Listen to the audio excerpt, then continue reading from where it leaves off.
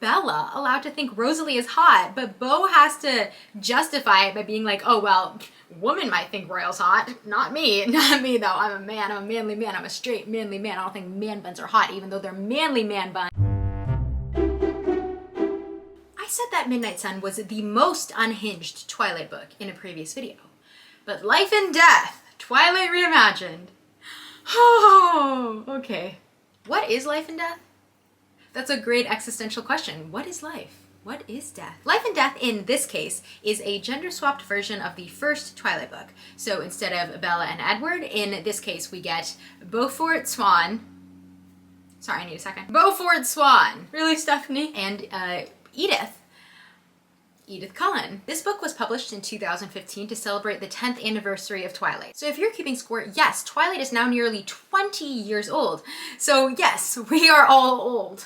I mean, I'm old. I don't know if you watching are old, but like, a question that might be plaguing your mind right now is, why did Stephanie Meyer write a gender-swapped version of Twilight? It's a question that's plaguing all of us. As far as I can tell, there were three main reasons. The first is that there was an element of her wanting to prove that Twilight wasn't as anti-feminist as many people think. She said, this isn't about her being a weak female, it's about her being a human being.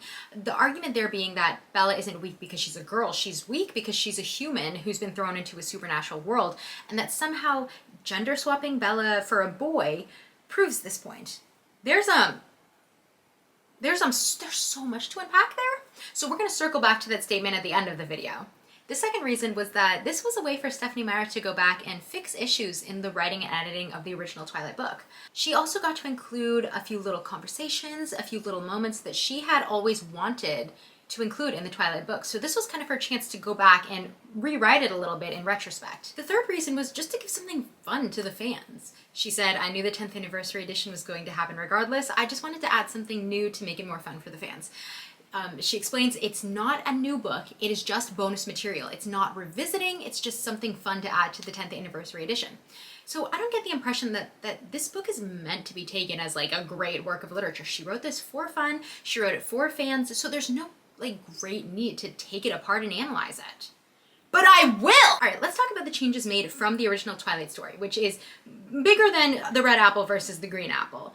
She actually made substantial changes to the story, especially to the end, but we're gonna get to that. The first noticeable change I read was in the Twilight preface, where Bella says, I stared without breathing across the room, whereas Beau in Life and Death just said, I stared across the long room. Because women don't breathe.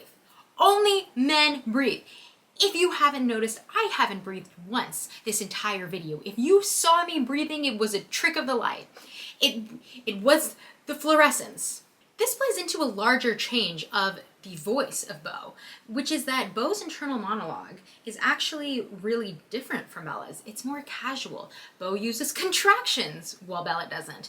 Beau isn't as wordy and poetic as Bella is. Some examples just from the preface. Surely it was a good way to die. Bella versus at least it was a good way to die. Beau. My mother, Bella, versus my mom, Beau. Now at first I found this frustrating because if you're really proving that you can swap genders in this book and there's no difference, why are we reinforcing this sort of gendered way of speaking? This idea that women are going to be speaking more poetic and flowery than men. But it seems this was less so Stephanie Meyer writing it differently because of the gender, though she does mention the voice was influenced by how her teenage sons talk. But in an interview where Stephanie Meyer was asked about Bella's way of speaking, she says, yeah, she, Bella, needed to unclench the thesaurus, and I got to do that with Beau and make it a little more natural. So this seems a little more like Stephanie Meyer just going back and editing it how she would have if she had the opportunity, versus like a gender thing. It's funny though, because it fixes the popular criticism of the writing in the original Twilight book that Bella is unnecessarily verbose, that she doesn't talk like a real human being. But I actually prefer Bella's way of speaking originally. Maybe it's the nostalgia talking. But for me, that was one of the things about the charm of Twilight. Bella's internal monologue, it's anachronistic. It kind of adds to this feeling of her not fitting in with her peers. So you might be wondering how I went about doing this simultaneous reading of Twilight and Life and Death. At first I was going back and forth between the physical books, and that was a nightmare. So then I decided to listen to the audiobook for Life and Death while simultaneously reading the original Twilight book. It was a journey. So thank you to Spotify for partnering with me on this video, because I listened to Life and Death on Spotify, which now has audiobooks included with your premium subscription. So in doing this, I was able to notice lines that were present in Life and Death that were not part of Twilight. One of these was really interesting to me, and that was this line. Unlike the other guys, I didn't have a ton of free time for hobbies. I had a checkbook to balance, a clogged drain to snake, and a week's groceries to shop for. This line demonstrates the deeper character work Stephenie Meyer actually added to Life and Death and Midnight Sun, which we're going to get into in a second. But if you want to do a side-by-side listen of Life and Death and Twilight, again, Life and Death is included with your premium subscription on audiobooks on Spotify, as are many other books. Yes, Twilight is on there too. So yes, you can listen to all the unhingedness anytime, anywhere, in the car, climbing a tree like a spider monkey. You know what I think? I think also hearing a male narrator helped me process the gender difference and analyze it more than I would have if I just read the book. And that's one of the things I love about audiobooks, is that kind of having that more immersive narration, it gives you a new perspective on things. So back to that line about Beau not being able to be a normal kid because he had to balance a checkbook. This really, to me, shows the deeper character work Stephenie Meyer put into Life and Death and Midnight Sun, if you've read Midnight Sun. One of these other moments was when it was revealed Charlie never fought Renee for custody. Not for Beau's sake, not for their literal child's sake, but for Renee's sake. Because Charlie knew Renee would need her child to look after her, which reveals a lot about how Beau's childhood spent having to be a caregiver for his parents shaped who he is. In the original Twilight, we get a sense Bella doesn't fit in with those around her, but it's not until Life and Death or Midnight Sun that we learn that Bella, or Beau, did not get a chance to be a normal child, and that affects the way that the character interacts with the world. Like, girl needed therapy, not a 107-year-old vampire, you know? One change I would love to point out is that Beau now has blue eyes instead of brown. Why? Men don't have brown eyes, only blue eyes. If you are a man with brown eyes, the authorities are coming to your house right now. What was strange to me was Charlie and Renee are the only two characters in the book that are not gender swapped. And the explanation I can find for that is that Stephenie Meyer said it would not have been realistic for a dad to get custody of a child. I mean, first of all, I don't know why realism is an issue here and not when Jacob imprints on a baby. Anyway, I think the most frustrating part of this book was that despite the book being written in part to affirm that Twilight is not sexist, Stephenie Meyer was really working overtime to affirm gender roles. Some examples. Beau is legally not allowed to cry in the book. Bella was crying left and right in Twilight, which is like, valid girl. But every single instance, nearly every single instance of Bella crying was replaced by Beau just being manly about it. Bella in Twilight, I headed back to Charlie's house, fighting tears the whole way there. Beau in Life and Death, I headed back to Charlie's house, trying to think of nothing at all. Like a man. He didn't say like a man, I added that, but you know. The way Beau describes the Cullens was an entire paragraph of Stephenie Meyer forcibly reminding us that, yes, Beau is indeed a dude. For example, the description of Rosalie as the guy who always had dibs on whatever equipment he wanted in the weight room. His straight golden hair was wound into a bun on the back of his head, but there was nothing feminine about it. Somehow it made him look even more like a man. Rosalie, now named Royal, has a man bun, but rest assured, it is a manly man bun because he is a man. He's a man! In the original Twilight book, Bella said, it was hard to decide who was the most beautiful, maybe the perfect blonde girl or the bronze-haired boy. In Life and Death, Beau says, I decided the most beautiful was the smaller girl with the bronze-colored hair, though I expected half the female student body would vote for the movie star blonde guy. Why is Bella allowed to think Rosalie is hot, but Beau has to justify it by being like, oh, well, women might think Royal's hot, not me. Not me, though. I'm a man. I'm a manly man. I'm a straight, manly man. I don't think man buns are hot, even though they're manly man. There were some changes made on the basis of gender that I feel like made somewhat more sense. Like when Bella is being followed by the men in Port Angeles, Stephenie Meyer explains, of course there are elements that had to change to make the experience ring true. For example, I don't think many boys are worried about being harassed in the streets by roving gangs of women. There are some things unique to a female experience, in this case, unfortunately so. It's a fair point. It's not to say men are never sexually harassed, obviously, but that, like she said, there's a very specific day-to-day fear that women experience, and that fear might not translate exactly had she kept it word for word, just with the genders all swapped. But for the most part, the changes made on the basis of gender, they feel kind of silly. When Alice, aka Archie, now meets Beau, instead of the kissing on the cheek that happened in the original story, Archie now pulls Beau into a, quote, one-armed bro hug. I didn't add the bro. It's described as a bro hug, verbatim. Whereas Bella took ballet classes in the studio, Beau only knew of the studio because his mom taught there. Edward tells Bella, now behave yourself, and Edythe tells Beau, now be a good boy. I'm sorry?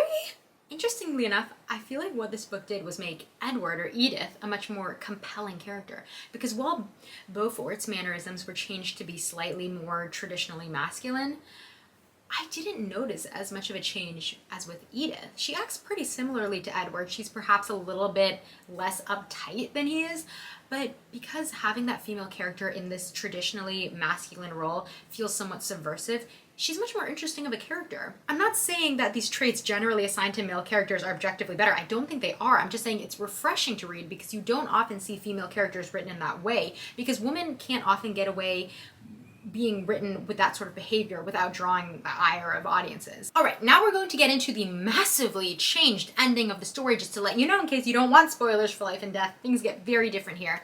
Same thing happens as in the original book. Bad vampires come, they like gotta get away. There's the confrontation between Beau and Charlie, where Charlie's like, Beau, are you on drugs? They arrive too late to the ballet studio to save Beau. At this point, Edythe gives Beau a choice, which I kind of like. I like that the choice was given to die or to become a vampire. Beau chooses to turn into a vampire. Corinne, aka Carlisle, is like, wait, I took an oath not to bite a human. I signed a treaty with the Colettes. Archie's like, well, I didn't, and goes to chomp Beau. And then Edythe is like, wait, bestie, I also didn't take an oath. Let me bite him. Beau turns into a vampire, and the next chapter is basically a Breaking Dawn speed run. Beau wakes up, adjusts to it all, decides he wants to be vegan. They go hunt. All of a sudden, werewolves. Where did they come from? The female wolf pack is honestly really iconic. They show up and they're like, boo, you broke the treaty. We want to fight. And they're like, no. Let's talk to Bonnie, aka Billy Black. And they're like, we didn't break the treaty. And she's like, okay, we're cool then. And we still hate you, but it's all good. There's also an earlier exposition dump about how the Volturi there isn't really bad anymore. So that's great. Everyone's happy. The end. Except not Charlie, who is distraught at the funeral, as you can imagine. The last words he heard before his child ran away and died was that Beau did not want to get stuck with Charlie in Forks, and repeating what Renee said when Renee left Charlie. And Charlie probably blames himself for Beau's death and will never, ever recover from it as long as he lives. But who cares about him? Edythe and Beau are happy and they're gonna get married. The end! Yes, Stephanie, give us nothing! In all seriousness, yes, I hated that ending. Beau being happy with Edythe and almost feeling flippant while watching Charlie at the funeral. It's like Stephanie Meyer is allergic to sad endings, which, respect, I also hate sad endings. But the happy tone feels so out of touch because this ending is not necessarily just happy, it's also a tragedy. From Charlie's point of view, his son died a horrible death because Charlie was such a bad person to live with, and he will never get the truth. He will never get closure that it wasn't his fault. This ending, it's actually so much more interesting than the ending to Breaking Dawn, because unlike Breaking Dawn, sacrifices were made and it didn't all just magically work out. But the sacrifices in Life and Death were not treated like sacrifices. They were not treated like tragedy to the extent which they should have been, which for me kind of cheapened it. So as we finish the book, did it accomplish what Stephanie Meyer wanted it to accomplish? Did it prove Bella is not an anti-feminist character? Sure, in the context of the original story, I think it's true. Bella isn't weak because she's a girl. She is weak because she's human. When she becomes a vampire, she's easily the strongest character. And there are other non-human female characters like Alice, like Leah, who are just as strong or stronger than male characters. But the story doesn't exist just in the context of the story. It exists in a larger context of how women in media have historically been portrayed as weak. And studies have shown media has a big effect on how young girls see themselves. Intent is different than impact, and in a world where stories do often tell young girls that they should not be strong, you do have a responsibility as a creator to be careful with the story you're telling. There's nothing wrong with a character being weak, but when you have story elements like Jacob using his strength to kiss Bella against her will and it being sort of laughed off at within the narrative, when you have elements like Edward controlling whether Bella's allowed to leave her house because he's more powerful than her, it doesn't matter if that is happening because Bella's human and they are supernatural creatures, not because Bella is a woman and they're men. What matters is that it reinforces an already existing harmful narrative about women that is prevalent in society. So the story's still working when Bella is now a boy. To me, that doesn't really prove anything. Of course it works. You can gender swap plenty of stories and the story still functions, but that doesn't change the impact on young audiences of Bella being a female character who is put in these situations. Now, Kristen Stewart made an interesting point. She said, people wouldn't be asking these questions if it was a boy who made all the same choices. You'd be talking about what a brave thing it was for him to give it all up for love. I think there is definitely criticisms of Bella that would not exist if she was a male character. The accusation that she's some sort of Mary Sue, the accusation that she's not a good role model because love is the focus of her life. Because she's right, it's hard to have stories where women give up everything for love. Because the message that has historically been told to women is that they should give up everything, their career, their freedom, their independence, for marriage and love. So stories like that seem to reinforce this narrative, while stories of a man doing it, they feel more subversive and they're received better. And it's not fair that we just can't have stories about women giving it all up for love without all that baggage society has forced on women. It's not fair that when men do it, it's seen as more favorable.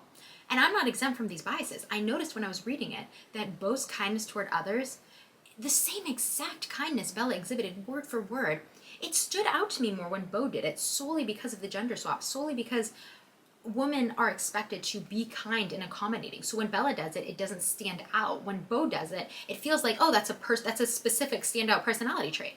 Fixing this problem requires change on all levels of society, systemic, individually, and yes, in media too. All this to say, does a gender-swapped Twilight have value? Does it prove anything? I think it proves that we need to get to a point in society where we can freely write books where a woman is weak because she's human, and there's no negative impact because women are not seen as weak in society. But until we get there, it's the responsibility of authors and creators to help us shift the narrative to move us closer to getting there. Alright, well thank you for watching all that. This is going to be a long video. Why do I have so many thoughts about a Twilight book? If you liked that, please like and subscribe for more unhinged story reactions. And if you read Life and Death, let me know what you thought. Let me know what you thought of Beaufort Swan's baby blue eyes and Royal Hale's manly man bun. Alright, bye!